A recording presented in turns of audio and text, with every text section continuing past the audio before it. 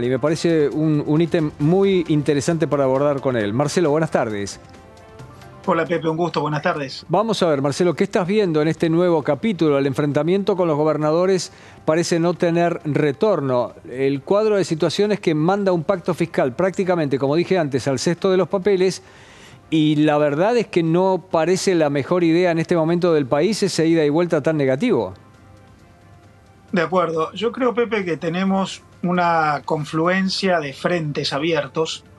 Por un lado está esto de la sensibilidad. Evidentemente están rotos los puentes de diálogo entre el Poder Ejecutivo y los gobernadores, pero probablemente también muy obstruidos entre el Poder Ejecutivo Nacional y el Congreso. Eso dificulta cualquier plano de negociación y ahí me parece que hay un serio problema futuro, que es la pérdida de confianza. Cuando una negociación se quiebra como se quebró la que vimos en los últimos días, se pierde la confianza, eso es difícil de restituir. Pero hay otro frente, que es el de la realidad. Efectivamente, como dice el presidente, no hay plata. Y lo que tenemos en este momento es una necesidad de restricción en el gasto público de parte del gobierno nacional. Claro, en función de su postura ideológica de no convalidar déficit de presupuesto con emisión monetaria, por lo que ahí la restricción ya no es en términos políticos, sino es en términos, diría, esenciales, técnicos o de agenda, lo cual hace más difícil la negociación. Me parece que es un error solamente mirarlo desde el punto de vista de la sensibilidad de la negociación entre las partes. Los políticos están hablando entre ellos, que no respeta mi investidura, que no me gusta el negociador, que tienen intereses contrarios al funcionamiento del sistema, pero hay otra agenda, que es que en realidad todos tienen que hacer un esfuerzo porque la Argentina está en una crisis y cuando la moneda tiene dos caras todavía es más complejo. Vamos a ver, la verdad es que en este marco no es lo mismo todo en la Argentina. No es lo mismo Córdoba y Santa Fe, su nivel productivo, su colaboración al Producto Bruto, el nivel de producción y de exportaciones que tienen, que La Rioja o que Formosa. No es lo mismo. Y sin embargo el gobierno parece abordar todo el frente del mismo modo, basándolo en lo que ha conseguido o lo que no ha conseguido en la ley Ómnibus. Está casi como personalizado. ¿Qué opinas de ese ítem? Bueno, creo que el gobierno está teniendo una escala de prelación dentro de la cual lo fiscal es lo más importante. Entonces corta horizontalmente y efectivamente no está considerando diferencias. Diferencias que hay tanto desde el punto de vista de la relevancia política de las provincias como desde el punto de vista del impacto de los cortes, que no es igual cada corte fiscal en cada provincia. El gobierno está haciendo un corte horizontal hacia todos, porque la prioridad es fiscal. Eso no quiere decir que esté bien o que esté mal. La Argentina tiene una problemática compleja, Pepe, en la cual lo fiscal es un problema serio porque tiene impacto en la inflación, y sí, la inflación es una prioridad, pero hay otros problemas. Está el sistema productivo, que hubiera estado beneficiado con algunas de las desregulaciones, tanto en la ley ómnibus como en el avance que todavía está en espera en el decreto de necesidad de urgencia 7023, que tiene vigencia pero precaria. El tema del impulso a la actividad privada a través de mejores condiciones, sobre todo de regulaciones, es algo que también debería ser considerado. Y por otro lado, por supuesto, un plan estratégico de un nuevo modelo de organización institucional, económica, social, requiere una conversación. La Argentina es un país con distintos niveles. En lo federal, el nacional, el provincial, el municipal, y dentro de cada uno de ellos, republicano, judicial, legislativo y ejecutivo. Y ahí hay entonces una dificultad por la complejidad, por lo que creo que acá hay una prioridad del gobierno, lo fiscal, y todo lo demás está en segundo plano. Yo creo que eso es deliberado, no es un error, se puede discutir, pero eso es deliberado, y ahí caen todas las provincias por igual. La prioridad es lo fiscal. Entonces, ¿crees que eventualmente puede estar usando a las provincias para conseguir el ajuste fiscal que necesita? Creo que está usando todo lo que tiene. Por un lado está reduciendo gasto público en el ámbito del gobierno federal nacional.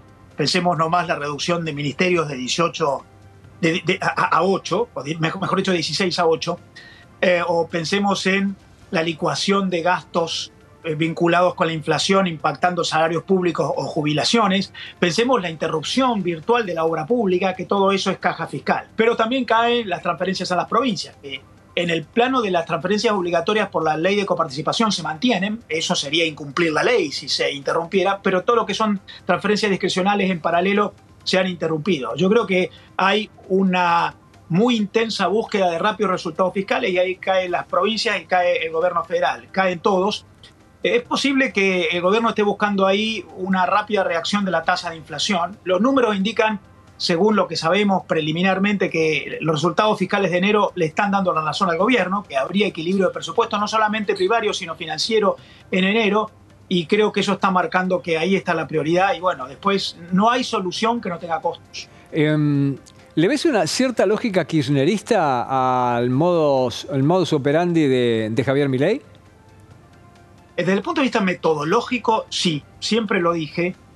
Creo que Milei tiene desde el punto de vista metodológico, no desde el punto de vista ideológico, lo ideológico está en la antípoda, pero desde el punto de vista metodológico, de entrada yo vi en Milei cualidades parecidas. Por ejemplo, Milei establece una relación directa con la opinión pública, prescindiendo de estructuras, y es lo que hizo Kirchner.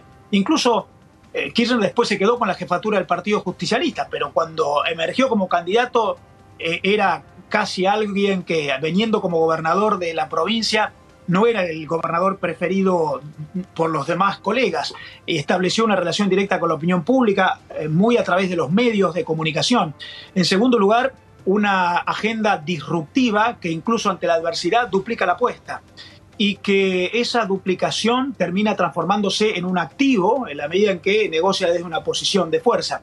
Y en tercer lugar, con una agenda muy marcada. No es una negociación por la negociación misma, no es una búsqueda del poder por el poder mismo, sino que la agenda prevalece sobre la lucha por el poder. Y esas tres cosas las tenía Kirchner. Ahora, en el caso de Kirchner era una agenda muy distinta desde el punto de vista ideológico, doctrinario, conceptual, pero desde el punto de vista metodológico hay cosas parecidas. Marcelo, este cuadro de situación que estamos afrontando ahora, ¿no nos muestra una relación casi perversa entre nación y provincias? ¿No desnuda una relación casi perversa entre nación y provincias? A ver, si yo fuera gobernador, trataría de producir y de exportar todo lo que pudiera dentro de los márgenes que la ley y la Constitución me lo permitiera para tener absolutamente independencia y poder usar lo que me toca como coparticipación en una infinidad de ítems para mi provincia, para mi propia provincia. Pero lo que buscaría es la mayor independencia económica posible y eso no está pasando. Tomo tu palabra, Pepe, perversa, y estoy de acuerdo. Ahora, creo que la relación perversa entre el gobierno nacional y las provincias, el gobierno federal diría, nosotros usamos mal la palabra federal, porque asociamos federal a provincial, cuando en realidad en la terminología de la Constitución lo federal es lo nacional. Por eso la justicia federal o la capital federal, lo otro es provincial. Pero hay una confusión en el uso de las palabras y no quiero entrar en esa confusión. Usamos mal la palabra federal. Pero creo que es perversa la relación entre el gobierno federal o nacional y las provincias desde hace mucho tiempo y no de ahora. Y en particular yo creo que eso se consagró con la ley de coparticipación federal. Se ha consagrado la centralización en la recaudación y la distribución, lo cual somete a las provincias siempre a una actitud mendicante.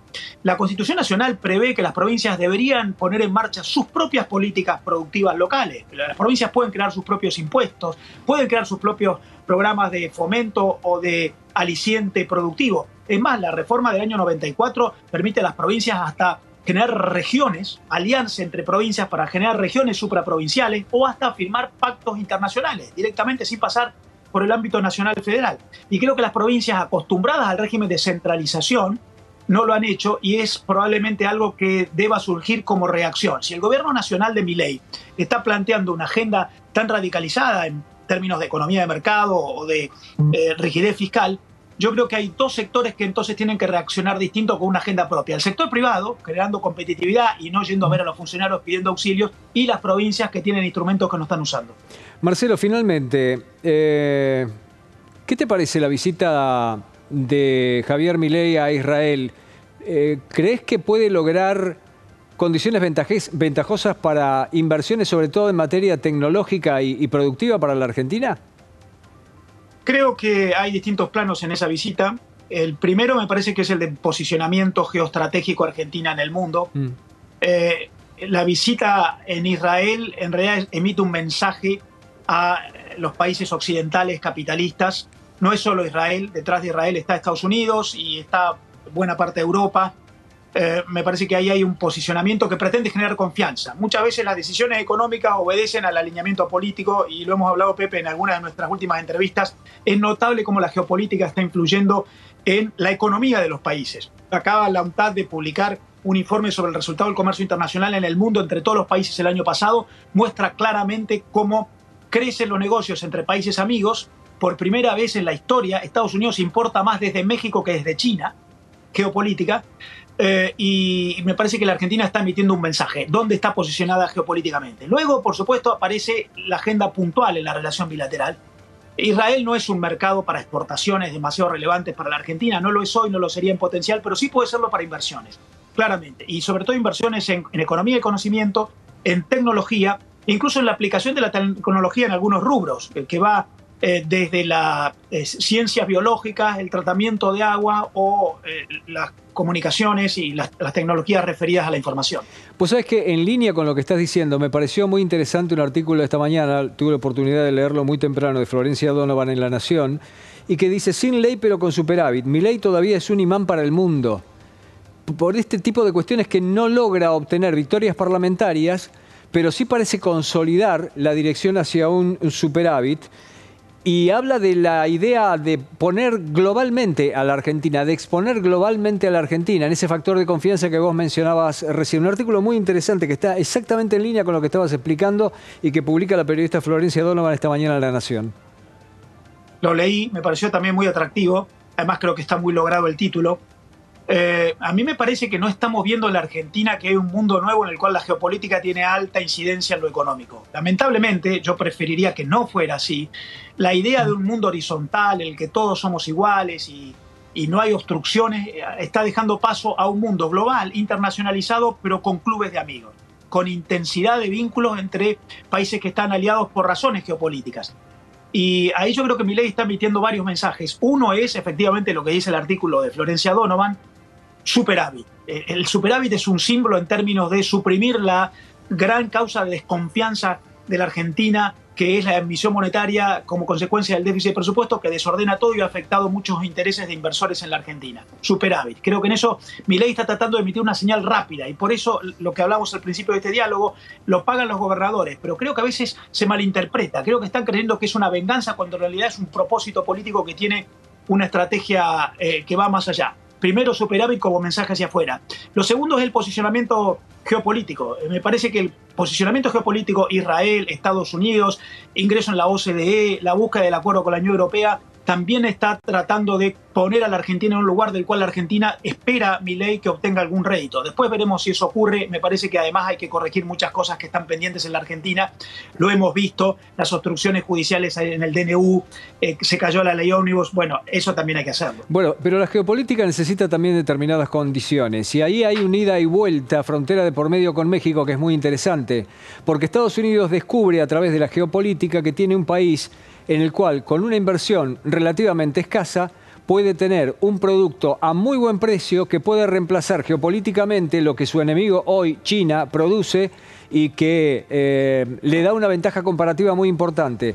Pero tiene Estados Unidos, México al otro lado. ¿Nosotros a quién tenemos? Bueno, cerca no tenemos ningún aliado relevante. Nuestro aliado tradicional ha sido Brasil y hoy hay claramente caminos separados entre Argentina y Brasil. Creo incluso aspiraciones a liderazgos internacionales de Lula y de Milei que son que están distanciados, buscan actuar en distintos terrenos, modelos de organización, búsquedas internacionales, Brasil en los BRICS y Argentina en Occidente. Ese fue nuestro aliado tradicional. Claro, no es Estados Unidos, pero era nuestro aliado tradicional. Brasil es una de las 10 mayores economías del mundo, pero hoy me parece que se mantendrán las relaciones económico-comerciales como hasta ahora, pero no más que eso. Y probablemente la Argentina deba aspirar a aprovechar que las distancias se han acortado, la geografía está siendo superada por la tecnología. Hoy podemos tener alianzas aún no estando cerca, y pongo el ejemplo de Australia o de Nueva Zelanda con Occidente, y bueno, hay otros casos. Y probablemente la Argentina esté pensando, hay que ver si lo logra, porque una cosa es la agenda y otra cosa es la acción. Me parece que la Argentina está pensando en lograr alianzas con países occidentales, además de los que hemos nombrado otros, Canadá, distintos países de la Unión Europea. Está hoy el presidente Milei en Italia, y creo que en eso quizás no tengamos un aliado cercano, pero geográficamente es difícil tenerlo cuando uno está en Sudamérica, Pepe. Sudamérica apenas representa el 4% de la economía mundial, toda Sudamérica, incluyendo Brasil. Si sumamos a México, llegamos casi a 5. Es imposible tener un Estados Unidos al lado, o una Alemania al lado, o un Japón al lado, o un la India al lado. Quizás hay que establecer vínculos, aun cuando la geografía no sea lo más favorable, aprovechando que las tecnologías permiten alianzas que reducen las distancias físicas. Finalmente, Marcelo, y agradeciendo mucho tu tiempo, y tal vez sea demasiado temprano, es temprano para muchas cosas en la evaluación de este gobierno. ¿Qué te parece el trabajo que está llevando adelante la canciller Diana Mondino? Bueno, creo que hay varios planos. Primero, hay una intensa implementación de la agenda del presidente Milei.